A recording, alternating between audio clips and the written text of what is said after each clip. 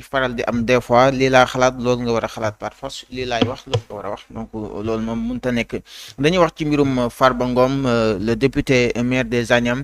moom wér-gu-yaramam mu ngi gën di doy waar bu ñu sukkandikoo ci ay avocat wam tax na ñu daal di sàkku rek ci ñi nga xam ne ay avocat am ci boppam ñooy sàkku ci parquet bi di procureur de la République mu daal di dindi appel bi mu def contre Farba Ngom ci li ñuy tuddee benn expertise médicale bi nga xam ne ci la ñu sukkandiku waaye itam ci les juges d'instruction bi sukkandiku ba may Farba Ngom mu mën a génn ci kaso bi moom mi nga xam ne mooy procureur mu daal di saisiraat def appel jëm rek si ñu xoolaat boobu lépp décision naka lañ koy annuler loolu nag mooy li tax ñoom ñi nga xam ne ñoom ñoo di ay avocat am ñu daal di xam le ne Farba Ngom dafa am ay pathologie chronique yu grave yu muy doxaale muy ay tawat yoo xam ne tawatu dëkkaale la yum dëkkaaleel boobu ak léegi waaye ay tawat la yu méttee métti yoo xam ne yu doy waar sax la benn bi biñ ci bëgg biñ ci évoqué rek mooy risque prévisible de mort subite en détention maanaam mën na xëy suba ñu ne Farba dem na yal na ci yal na ko yàlla guddal fanam donc loolu lañ ci bañ donc nag ñu jàpp ne moment bii condition yañ ko fa téye ci wàllu yoon jekkul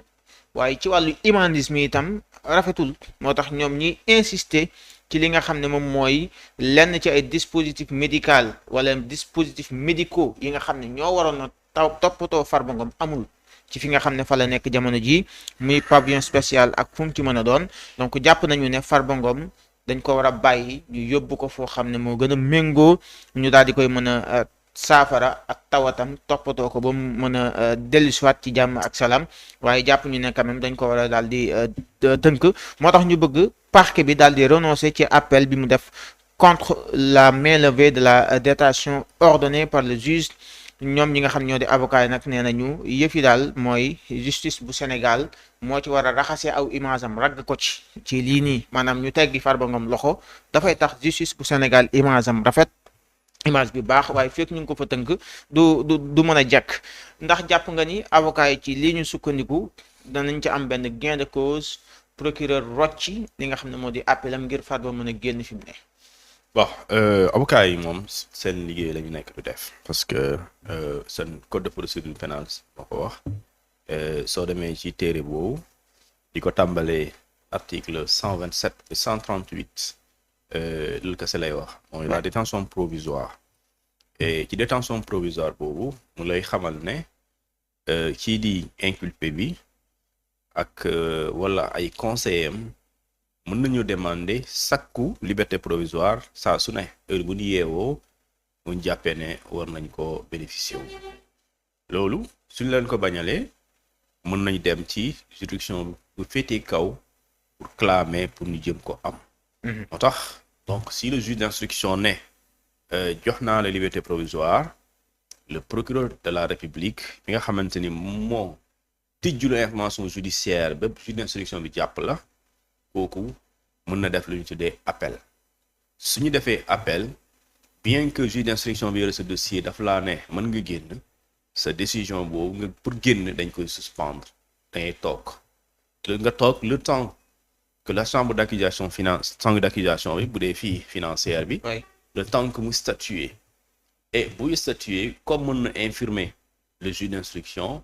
comme mën na dëggal le procureur de la République mi nga xam moom moo def appel dans ce cas suñu la bañalee aussi quelle que soit la décision parce que la décision ne peut pas être favorable à tout le monde soit li procureur wax ñu def ko soit l'inculpé lu mu wax ay conseillers am juge d'instruction chambre d'accusation bi def ko lu mu ci mën a am aussi chambre d'accusation boobu su décidé ordonnance boobu mu rendre mën nañ ko attaquer au niveau de la Cour suprême te da ngay gis ne également suñ ko attaquer Cour suprême le délai est un peu long parce que da ngay toog wala mën nga toog lu toll ci ñetti weer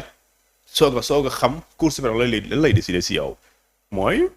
loi wu Cour suprême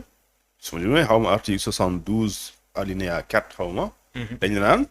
d'accord la Cour suprême a un délai de 90 jours pour statuer ci lu ñu tuddee les pourvois en cassation du procureur général bi nga xamante ni moom moo contesté wala moo opposé wu ci décision de la chambre d'accusation léegi dans ce cas si la Cour suprême décide et que ki nga xamante moo def demande de mise en liberté provisoire amu ci satisfaction alors mën na demaat encore ci li ñu tuddee à la phase initiale mooy demaat ci juge d'instruction bi ne ko mayaat ma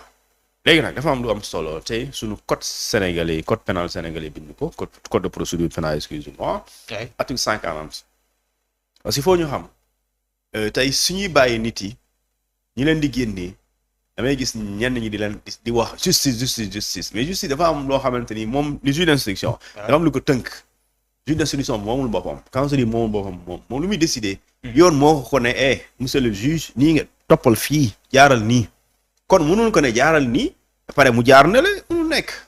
jaaral nii mooy texte bi nee na nit ki soo ko téyee ci détention provisoire dafa am délai boo xamante ni moom nga koy téye bu fekkente ni bokkul ci article 56 ba 100 nit ki soo ko téyee foofu alors que peine bi mënul dépasser wala c'est supérieur ou égal à 3 ans c'est-à-dire moom boo ko dégloo mënu fa amaat 5 jours boo ko dégloo. ok donc c'est l'article 127 du code de procédure pénale pas terminal mais bis article 127 bis moo wax loolu léegi soo demee ci article 140 du code de procédure pénale lu mu wax mooy bu fekkente dañ laa jàpp dañ lay toppee lu ñu tuddee li article 152 bañ du code pénal li article 153 bañ li article 154 155 bañ ñu tuddee ko ce qu'on appelle le détournement de deniers publics soustraction de deniers publics ak lu ñu tuddee escroquerie portant sur les deniers publics article 140 lu mu wax mooy nit ki lay su fekkente ni moom dafa daw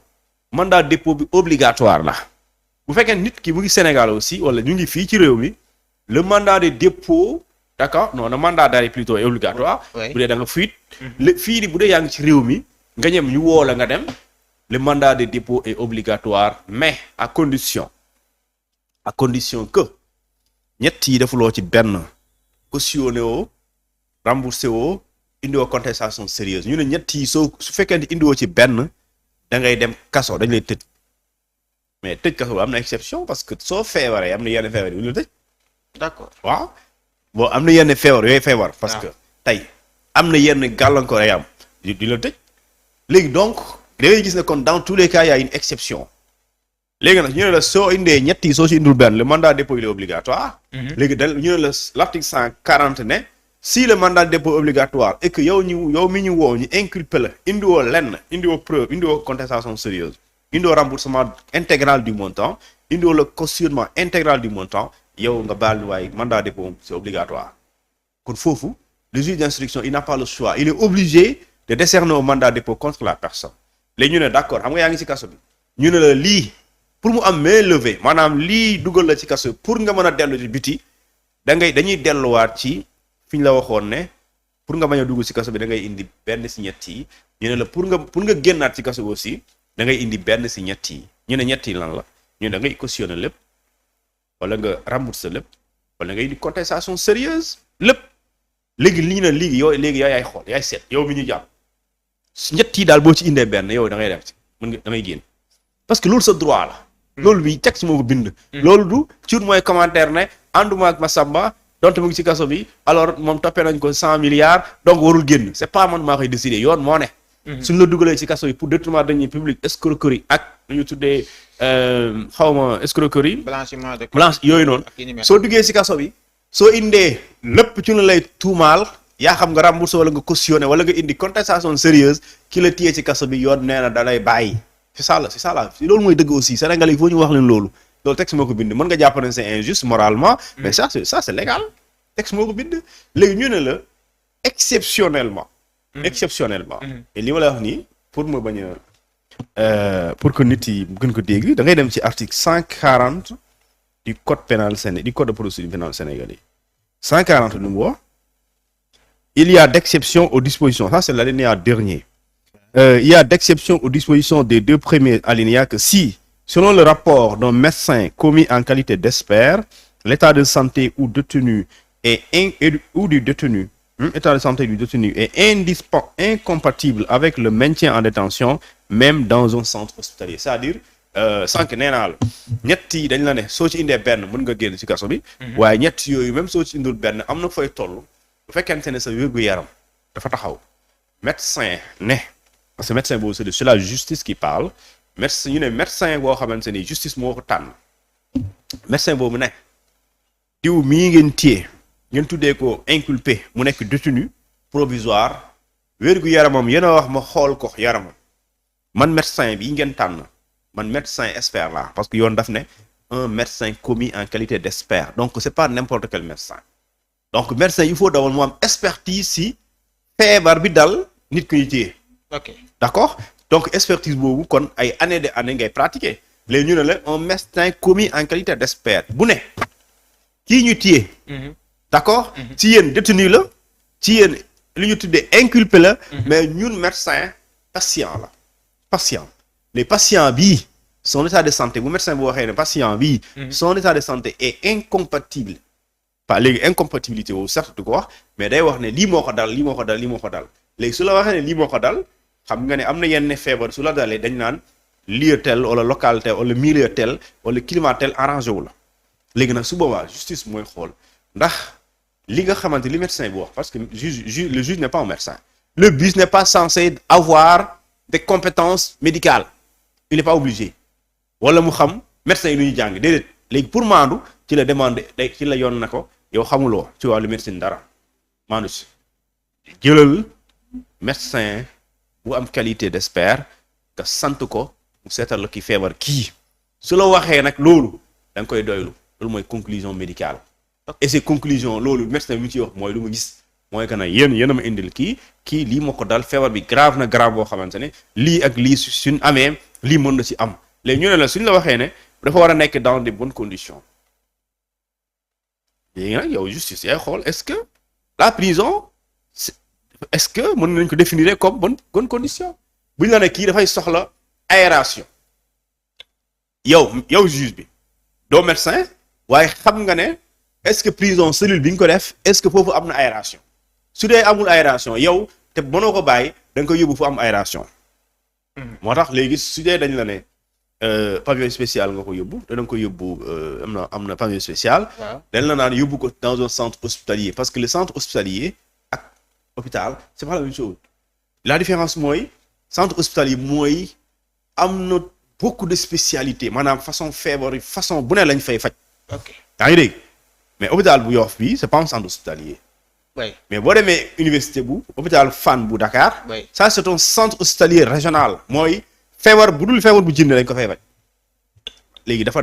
spécialité dañoo dajale foofu léegi nag yoon su la yoon waxee 140 bi nga ne waaw d'accord léegi dafa nekkoon hôpital ñu faj ko ñu yóbbu ko le principal lañ ko yóbbu woon léegi principal moom du centre hospitalier xaaral ma jëlee ko léegi bi ma ko jëlee au principal maa ma yóbbu ko Fann parce que Fann li ñu wax ne moom moo ko dal cardiologie diabète et cetera loolu yëpp am na ñu koy faj Fann nga xamante ni bu jógee fii mën a jóg fee dem fee mais sinon fii moom bu dee fii lépp lu ko dal mënuñ ko fi fajee léegi si on est obligé de quitter d'un hôpital à un hôpital et diggante boobu risque la et le juge est-ce que juge day jël risque boobu parce que diggante boobu sañuloo ko juge bi tant que nit ko jógewul ci yoon moom moo yore responsabilité kon moom bu xamee nan la mën a accepter ñuy jaabantaloo nit ku feebar diggante hôpital ay kilomètres diggante boobu mën na faatu wala mën na faatu bu faatoo yow amoo ci responsabilité léegi moo tax da nga koy jël transfèrement ngay def jëlee ko ci hôpital bii yóbbu ko ci centre hospitalier foo xamante ne dañ fay fajee lu bëri léegi nag yow le médecin moom tamit du juge du moom moo naan génne leen waa ji moom danaan lii laa gis ci feebaram lii moo ko dal lii bu yàggee lii la mën a jur lii bu amee lii la mën a jur léegi nag yow juge bi yow à sa conscience ak texte bi lu mu la wax yooyu appliqué soo jàppee ne lii incompatibilité lay tudd mooy ñaari ñi lii méngoowul ak nekkin ci kaso nga décider nga ne ko maintenant liberté provisoire soo jàppul ne aussi war na mën a ne da nga ko yóbbu transfèrement pour nga def ko centre hospitalier parce que yoon daf ne même dans un centre hospitalier bu dee li ko dal jàpp nga ne même boo ko toxalee ci centre hospitalier loolu du solution bi dañ ne solution yi mooy bàyyil wàcc les questions bi yëpp mu ngi ci appréciation kii di toppaate pas kii di toppaate mais kii yor dossier parce que le procureur encore gëm naa ne su d'accordoon day waa ji day génn léegi procureur moom il n'est pas encore d'accord donc amul satisfaction léegi soo fi bàyyi juge d'instruction bi nga dem saisir procureur jàpp nga ne procureur aussi bu sëggee ci loolu war na pour des raisons humanitaires su fekkente ne lu médecin yi di wax excusez-moi lu avocat yi di wax moo nekk ci kayit yi pour des raisons médicales alors Farba Ngom mën na génn léegi nag loolu c'est ça amul benn rapport ak dossier bu bees bi parce que nag il faut ñu xam les droits de première génération moo féetee kaw lépp loo xalaat droit de première génération bu ci jiitu mooy droit à la vie bu ci topp mooy droit à la santé yeneen yi droit à la paix droit à une famille léegi nag ñeent yi ma wax la ñeent yi benn bii bu ci amul c'est-à-dire amul beneen droit comme ku dundul nooy amee droit ku dundul nan ngay waxee nan ngay réclamer ay droit ku dundul noo koy toppee moo tax ñu ne droit de première génération mooy yow balaa ñu naan leneen il faut nga dund d'abord donc si ta vie est en jeu d'accord dañuy lijjanti yow noo muccee ba pare ñu soog a lijjanti si yeneen cas donc moo tax des fois nit mën a def toj nga rey nit ñu gaañ la balaa ñu lay tëj ci prison da lay yóbbu hôpital ok pourtant rey nga nit juste mënoon na ne yow da ngaa rey nit ñëpp gis ko amu ci yow yërmande dama lay yóbbu Rebeuss ñu teg la fa kenn du la faj après nga faatu